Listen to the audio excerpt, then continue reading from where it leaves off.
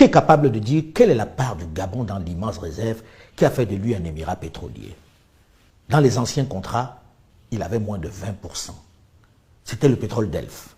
Encore de l'histoire. Il faut que vous, jeunes, vous en soyez imprégnés si vous souhaitez récupérer votre patrimoine en toute légalité.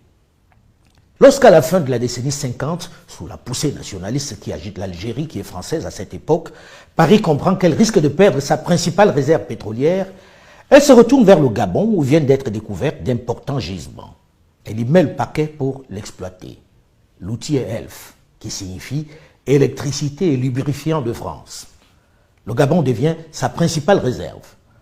Au moment de l'accession du pays à l'absolue indépendance en 1960, elle y laisse naturellement à sa tête un homme de paille, Léomba, qui est même carrément opposé à cette accession à la souveraineté internationale.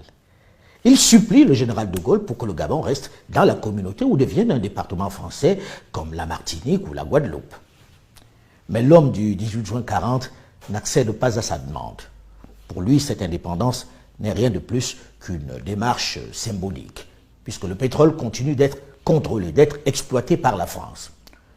Normal que le contrat pétrolier soit lyonnais, puisque c'est Paris qui l'établit. C'est son pétrole. Et pour s'assurer que personne ne va contrarier son projet, il va choisir un président servile, un gouverneur noir qui n'hésite pas à dire ceci. Tout Gabonais a deux patries, le Gabon et puis la France. Pensez-vous, très sérieusement, que cet homme puisse lire dans le contrat pétrolier élaboré par Paris? Pensez-vous qu'il soit équipé intellectuellement pour évoquer les intérêts de Libreville si déjà sa préoccupation est celle du lien indéfectible avec Paris? Pensez-vous qu'il mesure les enjeux? Comment voulez-vous qu'un homme qui pense ainsi puisse veiller sur les intérêts du Gabon?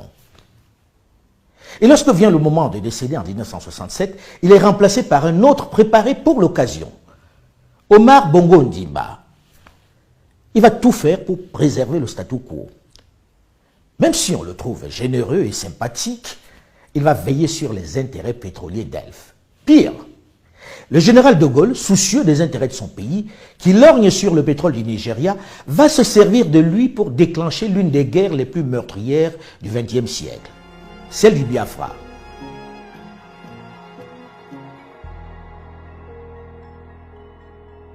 Je reviendrai sur cette question du pétrole dans une autre chronique, tellement les faits sont graves, tellement la supercherie est énorme, tellement l'imposture est inacceptable.